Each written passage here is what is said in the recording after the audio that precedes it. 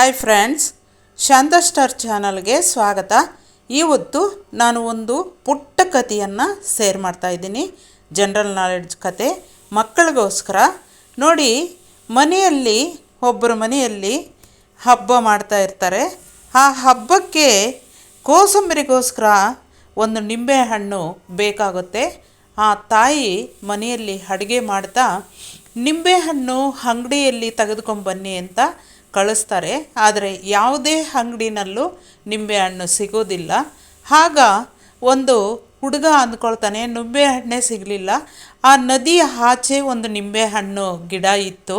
ಆ ಗಿಡದಲ್ಲಿ ನಿಂಬೆಹಣ್ಣು ತುಂಬಾ ಬಿಟ್ಟಿರುತ್ತೆ. ನೋಡೋಣ, ಟ್ರೈ ಮಾಡೋಣ ಅಂತ ಒಂದು ಹುಡುಗ ಹೋಗ್ತಾನೆ. ನದಿ ತುಂಬಾ ತುಂಬಿ ಹರಿತಾ ಇರುತ್ತೆ. ಈ ಕಡೆ ದಡದಲ್ಲಿ ಹುಡುಗನಿರ್ತಾನೆ, ಆ ಕಡೆ ದಡದಲ್ಲಿ ನಿಂಬೆಹಣ್ಣು ಗಿಡ ಇರುತ್ತೆ.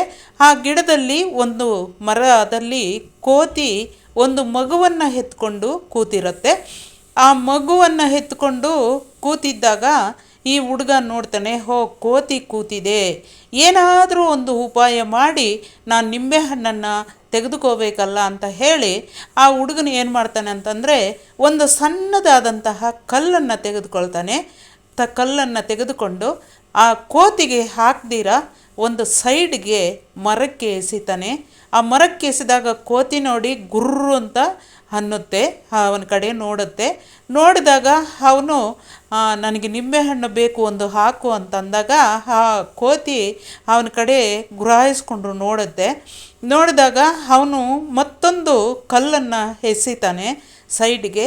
ಎಸೆದಾಗ ಆಗ ಕೋತಿ ನೋಡಿ, ಇವನು ನನ್ನ ಮಗುಗೆ ಈ ಕಲ್ಲನ್ನು ಎಸಿತಾ ಇದ್ದಾನೆ, ಹೊಡಿತಾ ಇದ್ದಾನೆ, ಇವನಿಗೆ ಬುದ್ಧಿ ಕಳಿಸ್ಬೇಕು ಅಂತ ಹೇಳಿ ಆ ಕೋತಿ ಏನು ಮಾಡುತ್ತೆ, ಕೋಪಗೊಂಡು ಗುರ್ರ ಅಂತ ನೋಡಿ ಅಂತ ಬಾಯಿ ತೆಗೆದು ಕಿರ್ಚಿ ಆ ನಿಂಬೆಹಣ್ಣನ್ನು ಮರಕ್ಕೆ ಹತ್ತಿ ನಿಂಬೆಹಣ್ಣನ್ನು ಒಂದು ತೆಗೆದುಕೊಂಡು ಪಟ್ ಅಂತ ಎಸೆಯುತ್ತೆ ಆ ಹುಡುಗನ ಕಡೆ.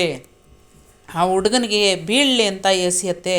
ಆದರೆ ಆ ಹುಡುಗ ಒಂದು ನಿಂಬೆಹಣ್ಣು ಸಿಕ್ತು ಅಂತ ಖುಷಿಯಾಗಿ ಎತ್ಕೊಳ್ಳುವಾಗ ಕೋತಿ, ನಾನು ನಿನಗೆ ಎಸೆದೆ ನಿಂಬೆಹಣ್ಣು, ನನಗೆ ಕಲ್ಲಿಸಿತೀಯ ಅಂತ ನಗುತ್ತೆ.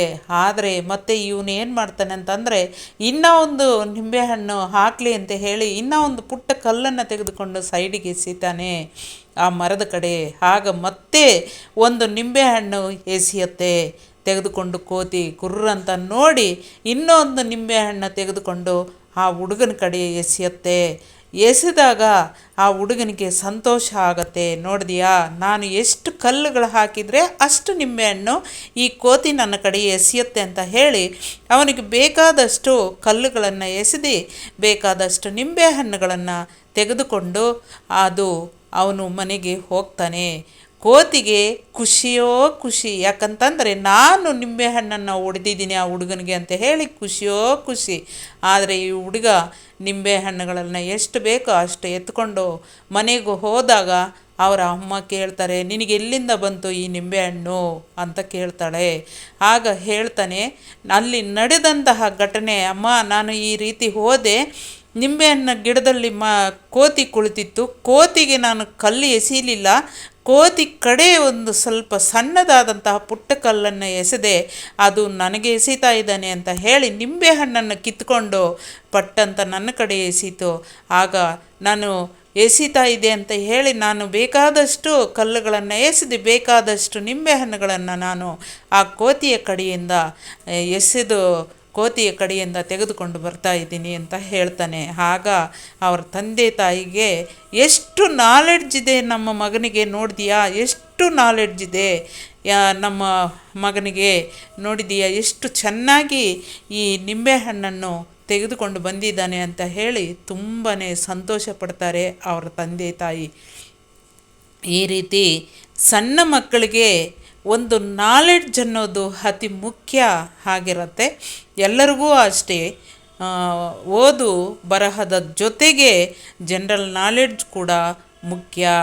ಯುಕ್ತಿಗಿಂತ ಶಕ್ತಿಗಿಂತ ಯುಕ್ತಿಯೇ ಮೇಲು ಅನ್ನೋದು ಈ ಕಥೆಯೆಲ್ಲ ತೋರಿಸುತ್ತೆ. ನೋಡಿ ಎಷ್ಟು ಪುಟ್ಟ ಹುಡುಗನಿಗೆ ಒಂದು 7 ವರ್ಷ 8 ವರ್ಷದ ಪುಟ್ಟ ಹುಡುಗ, ಆ ಹುಡುಗನಿಗೆ ತಲೆಯಲ್ಲಿ ಎಷ್ಟು ಚೆನ್ನಾಗಿ ಮೈಂಡು ಉಪಯೋಗಿಸಿದ್ದಾನೆ ಅಂತಂದರೆ ಅಷ್ಟು ಚೆನ್ನಾಗಿ ಉಪಯೋಗಿಸಿದ್ದಾನೆ. ಕಲ್ಲನ್ನು ಎಸೆದರೆ ಒಂದು ವೇಳೆ ನನಗೆ ಎಸಿಬೋದೇನೋ ಕೋತಿ ಅನ್ನುವ ರೀತಿಯಲ್ಲಿ ಎಸಿತಾನೆ.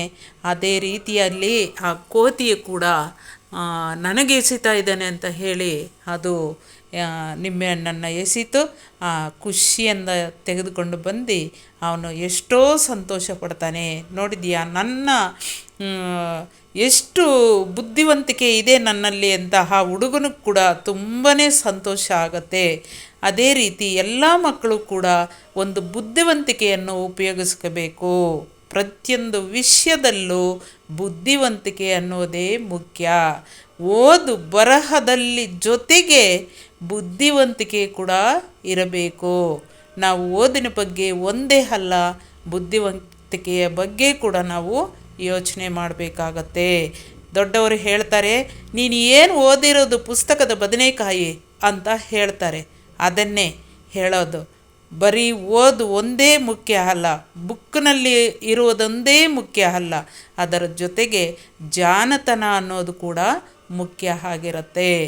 ಈ ಕಥೆಯನ್ನು ಕೇಳಿದಂತಹ ಪ್ರತಿಯೊಬ್ಬ ತಂದೆ ತಾಯಿ ಕೂಡ ಮಕ್ಕಳಿಗೆ ಈ ಕಥೆಯನ್ನು ನೀವು ಬೋಧನೆ ಮಾಡ್ತೀರಾ, ಮಕ್ಕಳಿಗೆ ಕೂಡ ಜನರಲ್ ನಾಲೆಡ್ಜ್ ತುಂಬುತ್ತೀರಾ ಅಂತ ನಾನು ಈ ಕಥೆಯನ್ನು ನಿಮ್ಮೆಲ್ಲರಿಗೋಸ್ಕರ, ಮಕ್ಕಳಿಗೋಸ್ಕರ, ಎಲ್ಲರಿಗೋಸ್ಕರ ನಾನು ಈ ಕಥೆಯನ್ನು ನಾನು ಶೇರ್ ಮಾಡ್ತಾಯಿದ್ದೀನಿ.